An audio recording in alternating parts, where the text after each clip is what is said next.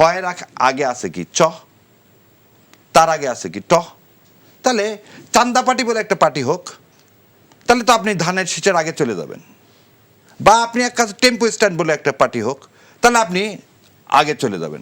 এই দুটো কথা শুনতে কি ভালো লাগলো আমার মুখ থেকে? আপনি বলতেছেন অ্যালফাবেটিক অর্ডারে, অ্যালফাবেটিক অর্ডারে আপনার যেখানে পড়বে সেখান থেকে আপনি জাম্প করে সামনে যেতে চান কেন ভাই? এই সামনে যেতে চাইছে বলে তো 17 বছর আপনাকে দেশে থাকতে পারেননি। আপনি কেন এই টেম্পো স্ট্যান্ড হতে চাচ্ছেন আর চান্দাপাটি হতে চাচ্ছেন? কিন্তু সেটা তো নির্বাচন কমিশন আগে আমার বলে ক্লিয়ার করবে। না, নির্বাচন কমিশন ক্লিয়ার, নির্বাচন কমিশন তো আপনারাই যে ঠিক করতেছেন। প্রেসিডেন্ট সরাতে চালাম না,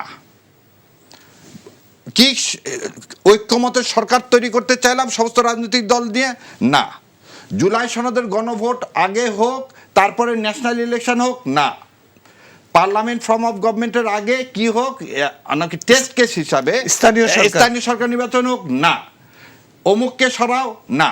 এই যে আমার বোন বললেন যে এনাদেরকে অ্যাপয়েন্টমেন্ট দেওয়া হয়েছে, আমি আপনাকে বলি গত 4টা দিন আমি এখন কোর্টের পড়ে আছি কেন, সকাল 8টা থেকে নির্বাচন কমিশনে আছি। গতকালকে আমি একজনকে ধমক দিছি, উনি নমিনেশন পেপারটা প্রথমে পেয়ে কয় কি না বাদ। আপনাকে এবার চ্যালেঞ্জ দিচ্ছি, বাংলাদেশে সারা বাংলাদেশের একটা জায়গায় বিএনপি নমিনেশন পেপার ক্যান্সেল হয়নি কেন? সমস্ত দলের নমিনেশন পেপার কোথাও না কোথাও ক্যান্সেল হয়েছে। 300 আসনের একটা নমিনেশন পেপারে কি ডিফেক্ট ছিল না? আপনি বলতেছেন আমি গণতন্ত্রের ধারক বাহক, আজকে তো এটা অস্বীকার্য।